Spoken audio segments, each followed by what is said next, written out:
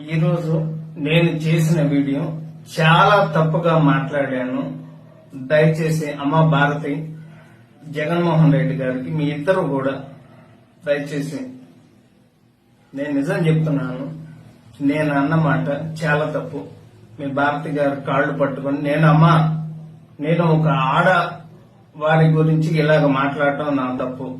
దయచేసి మీ కాళ్ళు పట్టుకుని నేనైతే క్షమించండి. నేనైతే క్షణికావేశంలో ఈ మాట అనాల్సి వచ్చింది.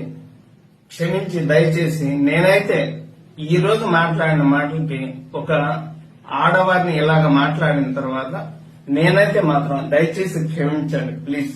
నేనైతే ఇంకనైతే వీడియోలు చేయదలుచుకోలేదు. నేను చేసిన పొరపాటు జీవితంలో ఇంకా నేనైతే చేయదలుచుకోలేదు. అమ్మ క్షమించు భారతి గారు, దయచేసి.